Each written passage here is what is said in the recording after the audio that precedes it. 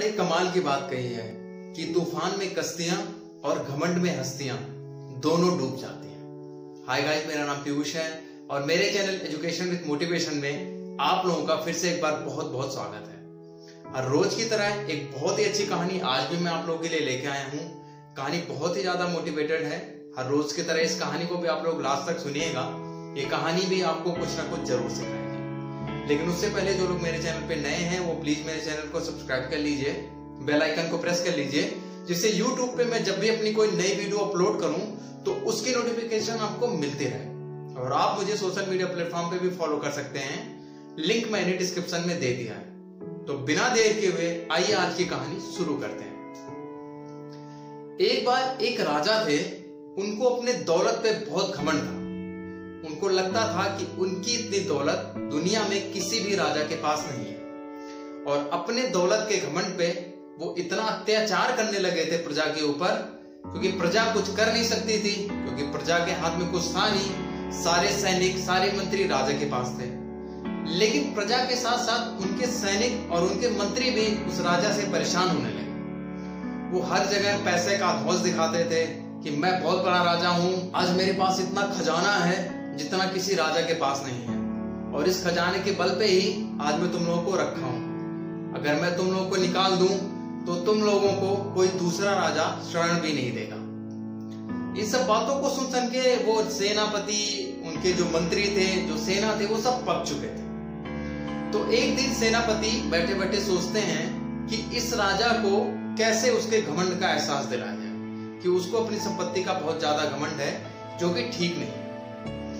तो वो मंत्री एक फकीर के पास जाते हैं और उस फकीर से कहते हैं कि जो अपने राजा हैं, इनको अपने पैसे का बहुत घमंड है, तो इनके घमंड को कैसे तोड़ा जाए। तो फकीर बोलता है, ठीक है, कोई बात नहीं, मैं कल आऊंगा और राजा से मिलता हूं, देखता हूं शायद मुझसे कुछ हो पाए। अगले दिन वो फकीर राजा के पास आता। राजा उस फकीर को बड़े सम्मान के साथ अपने महल में बैठाते हैं और उससे पूछते हैं कि मैं आपकी क्या सेवा कर सकता हूँ। फकीर कहता है राजा से कि राजा, ये बताइए कि आपके पास कितनी दौलत है। मैंने सुना है आप बताते हैं कि आपके पास अथाह दौलत है।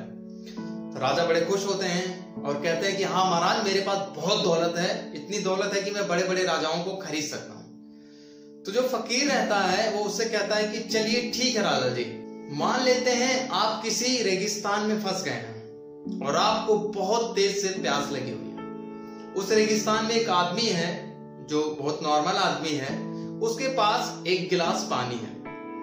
आपको प्यास लगी है, आपको पानी पीना है। तो राजा बोले कि मुझे बहुत तेज प्यास लगी है, अगर मुझे अपनी जान बचानी है तो वो लड़का जो मांगेगा वो मैं दे दूंगा। तो फकीर कहता है, चलिए आप बताइए आप कितना दे सकते हैं। तो राजा बोला, मैं अपनी आधी संपत्ति उसे गिलास पानी के लिए दे दूंगा। तो फकीर कहता है कि अगर मान लीजिए कि वो लड़का फिर भी ना माने, वो आपकी आधी संपत्ति पे भी आपको पानी का एक गिलास ना दे, तो राजा कहते हैं कि मैं उसको अपनी सारी संपत्ति दे दूंगा। तो फकीर उससे यही कहते हैं कि तुम राजा अपने आप को बहुत बड़ा अमीर मानते हो, इस बात से तो तुम्हें पता ही चल गया होगा कि जो तुम्हारी ये संपत्ति है वो सिर्फ एक गिलास पानी के बराबर भी नहीं है। अगर एक गिलास पानी देने के लिए आप अपनी सारी संपत्ति दे सकते हो, तो इसका मतलब वो एक गिलास पानी आपकी संपत्ति से कहीं ज्यादा है। तो अगर आपको ये घमंड है कि आपके पास बहुत संपत्ति है, अथाह संपत्ति है, तो आज से ही अपने दिमाग से ये घमंड निकाल दीजिए, क्योंकि ये सोचना ही आपके लिए सबसे बड़े घमंड की बात है। तो दोस्तों, कहानी बहुत छोटी थी लेकिन बहुत कुछ सिखाती है। कभी कभी हम लोगों के पास भी संपत्ति ज्यादा हो जाने की वजह से हमारे अंदर भी घमंड आने लगता है। और अभी आपने देखा इस कहानी में एक राजा की संपत्ति एक गिलास पानी से भी कम हो गई। मतलब एक गिलास पानी का जो मोल था वो राजा की अथाह संपत्ति से भी ज्यादा था। तो ऐसा ही हमारे साथ भी होता है। भगवान जिसको जो देते हैं वो उसको उसी के हिसाब से देते हैं जितने का वो पात्र होता है, जितने के लिए वो काबिल होता है। तो आपके पास जितना है उतने में संतुष्ट रहने की कोशिश करिए, बाकी सब भगवान पे छोड़ दीजिए। भगवान आपके लिए वही करेगा जो आपके लिए अच्छा हो। तो दोस्तों, कहानी कैसी लगी आपको? आई होप आपको अच्छी लगी होगी। अगर अच्छी लगी होगी तो कमेंट सेक्शन में जरूर बताइएगा। और हाँ, भगवान पे विश्वास रखा करिए। भगवान कभी किसी का बुरा नहीं करते। हो सकता है देर से ही आपको समझ में आए, लेकिन जब आपको समझ में आएगा तब आपको एहसास होगा कि भगवान ने जो किया था वो वाकई अच्छा किया था। तो हंसते रहिए, मुस्कुराते रहिए, और अगर आप में भी ये बात तो सुनते रहिए हर रोज एक नई कहानी पीयूष के साथ। मिलते हैं एक नई कहानी में, तब तक अपना ख्याल रखिए।